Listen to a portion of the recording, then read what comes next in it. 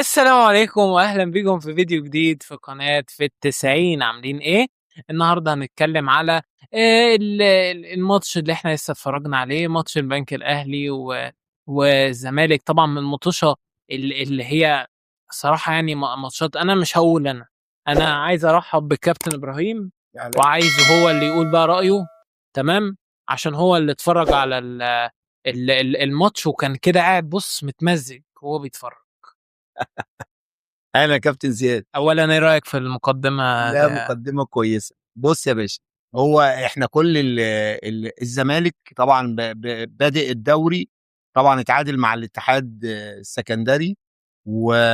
وما كانش احسن حاجه في الماتش اللي فات، وكانت كل الناس متوقعه ان الماتش مع البنك الاهلي. لعبوا زي الزفت قدام اه، الاتحاد. ايوه. جه بقى الماتش اللي الناس كلها متوقعه، خصوصا ان البنك الاهلي اتغلب من ابو قير الاسمده 1-0 في مفاجاه. في الدور الاول، او في يعني في الدور الاول، اول ماتش للبنك لابو قير الاسمده.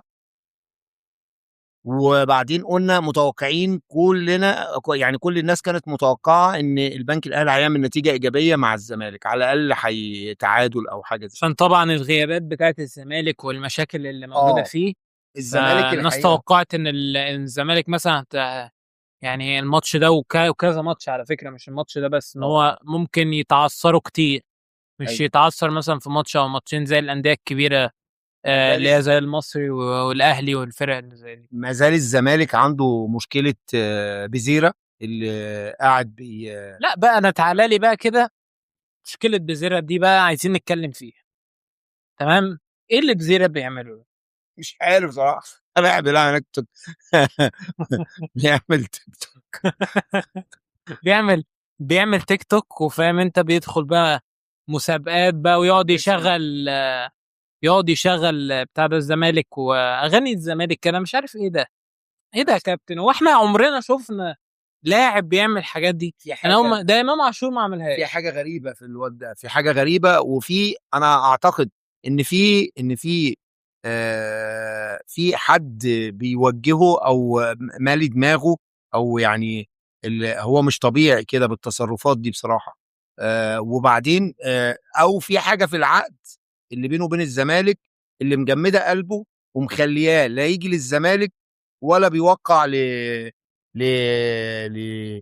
لاهل دبي، شباب اهل دبي اللي هو الفريق اللي هو رايح له. لا، هو في حاجه غريبه جدا، وطالع بيعمل على السوشيال ميديا والكلام من ده. وحتى جماهير الزمالك بتقول له ارجع والكلام من ده، فبيقول لهم نو كام باك يعني، والكلام من ده. بس انا يعني انا شايف الموضوع ده بمنظور تاني يا كابتن ابراهيم. دلوقتي اللاعب ساعات في يعني انا مش برضو عايز اقول ان بزيرة يعني لاعب كبير قوي، ان هو يعتبر برازيلي على قده، على قد الدوري المصري مم. برضو. تمام، بس ساعات لما الواحد يوصل للبيك بتاعه مثلا في دوري معين او حاجه زي كده، خصوصا مع نادي الزمالك برضو اللي هو بيمر باوضاع مش احسن حاجه، فانت كونك ان انت تبقى من نجوم الفرقه ديت، بيأدي ان انت مثلا بتبقى عايز متطلبات ماديات اكتر. زي ما اتكلمنا في حلقه عبد الله السعيد، قلنا ان هو اللاعب لما يبقى الستار بيبقى بيحس ان هو يعني عايز اكتر. فاهمني يا كابتن ابراهيم؟ هو الحقيقه. فدي من الحاجات اللي انا اظن ممكن تكون كانت بتدور في عقل بزيرة، خليته ان هو يفكر في كده. تمام، يعني خصوصا برضو ال الاوضاع اللي بتحصل في النادي، المشاكل الاداريه، كل ده بيأثر على النفسيه لا، انا برضو. ليا وجهه. بس انا برضو اميل اكتر، يعني انا الحته دي جزئيه، انا بميل اكتر للجزء اللي هو ممكن يكون بيعمل كده فعلا عشان هو الفلوس وعايز ياخد الجنسيه. بيقول لك في كلام ان هو بيقول لك عايز ياخد الجنسيه الاماراتيه، ما يروح ايوه، عايزين الاهلي يجدسوا دبي بعد 3 سنين ويلعب باسم. ويلعب باسم الامارات، عشان هو طبعا عارف ان هو مش عنده ثلاثة هيلمسها. هو عنده هو عشان عنده عنده 23 سنة ولسه صغير. عشان هو طبعا مش هيلمسها في البرازيل. ف... اكيد. فيعتبر عايز يعمل حاجه زي كده. هو انت ايه الحقيقة رايك؟ انا ليا وجهة نظر في موضوع بيزيرا ده كان بيلعب في فريق اوكراني و... والزمالك راح جابه بحوالي يعني 3 مليون، ما يساوي 3 مليون يورو تقريبا، يعني مع العمولات ومع الكلام. 3 مليون دولار ولا يورو؟ 3 مليون يورو او حاجه ماشي في تمام. الرينج ده.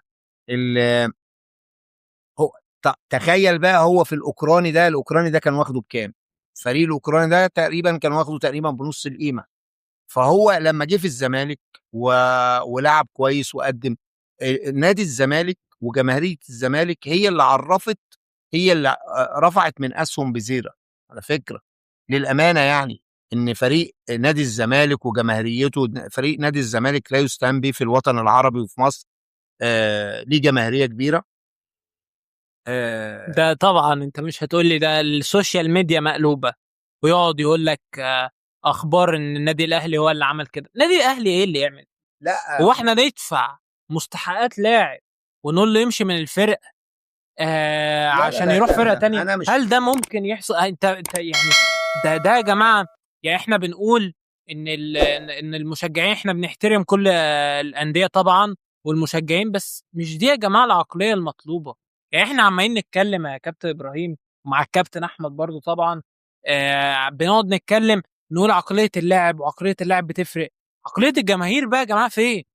احنا كل شويه يحصل مشكله في النادي ولا في الاداره نقوم احنا ملبسينها لا لا لا. للنادي الاهلي او لاي نادي او بيراميدز او الفرق دي، وعلى ونقول ان هم فكره اشتروا في اللاعب. الدوريات في مفيش الدوريات كده يا العالميه، جماعه. لا في الدوريات العالميه كلهم الفرق المنافسه بيكيدوا لبعض كده، وبيبقى نظريه المؤامره شغاله معاهم. بس لحظه واحده يا كابتن زياد، هو الناس بتقول كده لان هم مش لاقيين مبرر اللي هو عمله. هو مرتبه واخده، فلوسه واصلاه، بالرغم من الضائقه الماليه اللي فيها نادي الزمالك والمشاكل الماليه اللي عنده، الا ان هم دفعوا له مرتباته حتى مرتب شهر 8. فهو كده ما عندوش مبرر ان هو يتغيب وما يحضرش فتره الاعداد بتاع الفريق والكلام من ده.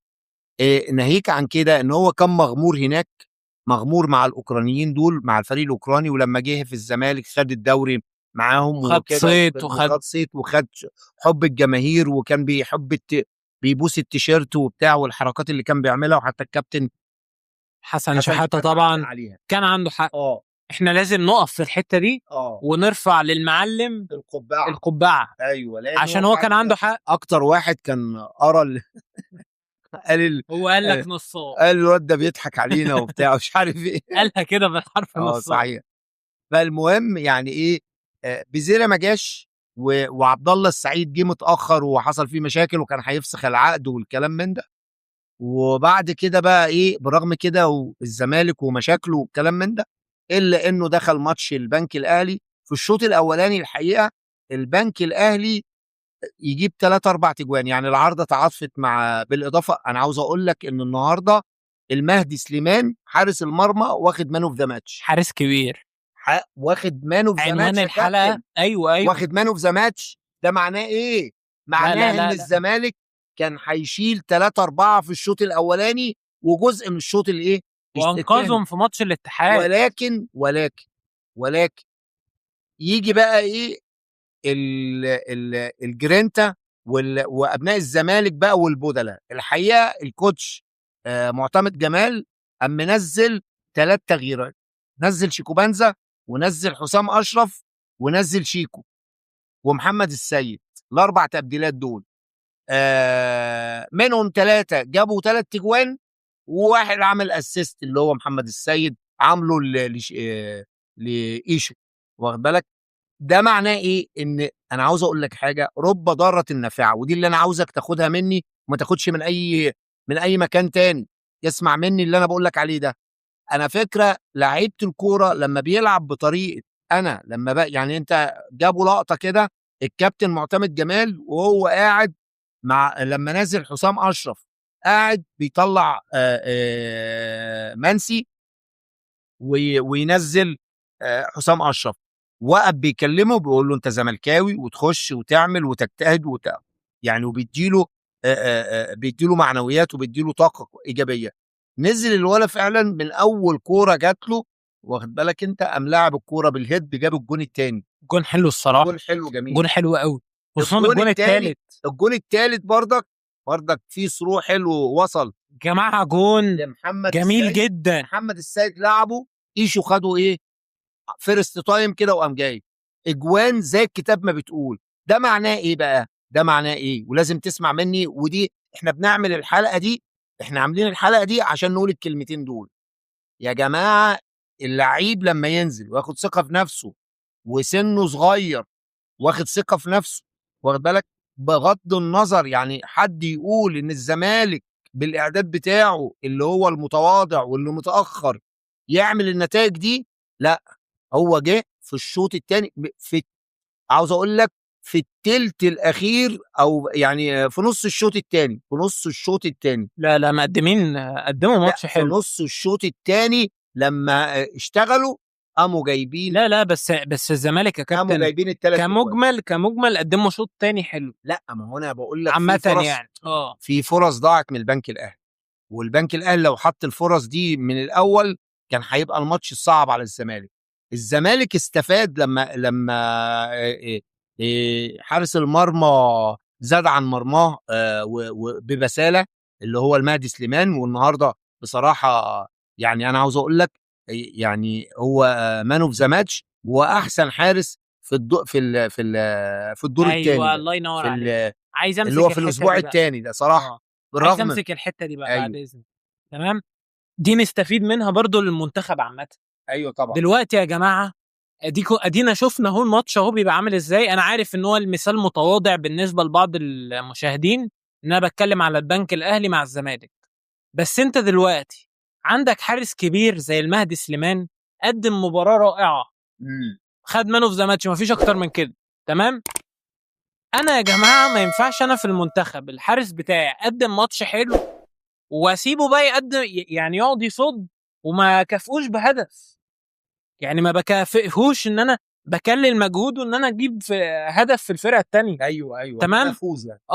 لكن احنا شفنا هو ده هنا مع النهارده الزمالك. لا نموذج، شفنا مع الزمالك هو زاد نموذج عن نجاح. مرماه، زاد عن حافظ عن حافظ حافظ على على المرمى، وعلى الثبات. فبالتالي الفرقه جابت والفرقه اهداف. طبعا الفرص اللي جات لها جالها اربع خمس فرص، جابوا منهم ثلاث اجوان، وكده يبقى كده ايه، قفلوا كتابهم مظبوط وخدوا الثلاث نقط. ودلوقتي برضك ايه المنافسه بتشتعل يعني. ايوه هي اصلا لو هو ما حصلش كده وهو ما صدش كان زمان الزمالك يعني مغلوبين 3-0 او لا، لا، لا. 3-2 او اكتر كمان. يعني ايوه، احنا وكمان الماتش اللي قبله، يعني الماتش اللي قبله ستر ربنا، يعني هم عدوا عدوا بالستر يعني. تمام.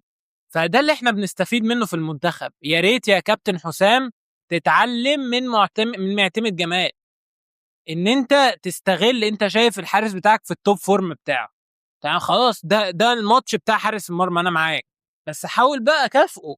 ايوه، ما سيبوش زي ماتش الارجنتين. صح جبنا جونين وكان ممكن يبقى في هدف ثالث اللي هو لولا ان هو اللي هو اتلغى. اتلغى. تمام.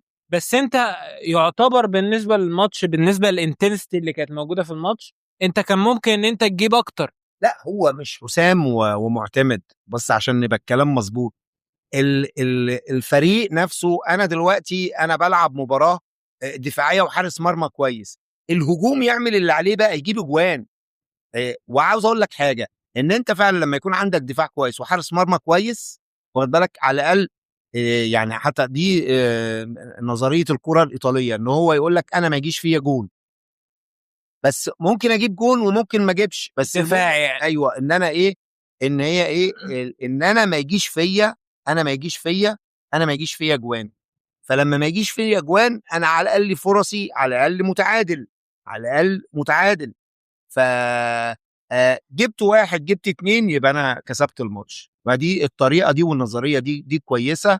ويعني النهارده الزمالك استغل الكام فرصه اللي بيقولوا، وللاسف البنك الاهلي ما البنك الاهلي استفادش. طبعا ما استفاد. وكده دلوقتي البنك الاهلي دلوقتي رصيده بعد اسبوعين من الدوري 0 نقاط، والزمالك 4 نقاط وبس، بس ان شاء يقدر الله الدوري يرجع، بس يعني الدوري. يقدر يرجع برضه. احنا لسه في اول جولتين ويعتبر كانوا ماتشين صعبين. كان البنك في اول ماتش الماتش كان الاولاني كان مع ابو قير كان مع الاسمده، ابو قير الاسمده، برضه فرقه لسه صاعده جديده يعني عايزه تثبت نفسها، فكانت ماتش مأمورية صعبه. تمام. في ختام بقى الحلقه بتاعت النهارده، كنا عايزين ناخد راي الكابتن ابراهيم في يعني التجديد بقى بتاع امام عاشور. عايزين نعرف يعني إيه رأيك في التجديد؟ هل أنت شايف إن ده قرار سليم والّا ده ما كانش قرار سليم والّا أنا حاسس إن هو، أو أنت مثلًا ممكن تكون حاسس إن هو كان بيتمرد أكتر على النادي، لأ فأنا ما هو ينفعش أسيب لاعب بيتمرد على النادي لأ، في النادي، فاهم هو اللي قصدي؟ حصل إن هو دلوقتي أنا التجديد تم دلوقتي. هو إمام عاشور فاضل له سنتين، إمم. يعني فاضل له سنتين في عقده، فهو جدد جدد لحد 2030، فجدد 4 سنين. فهو لمّا الأهلي خد موقف restricted معاه وموقف صارم مع وكيله برضه. ومع وكيله، وقال له ما فيش تعامل وكيله ده صعب مع الصراحة. أدم وطني، لأن أدم وطني ده عامل وكيل زي صعب جدًا معلش يعني.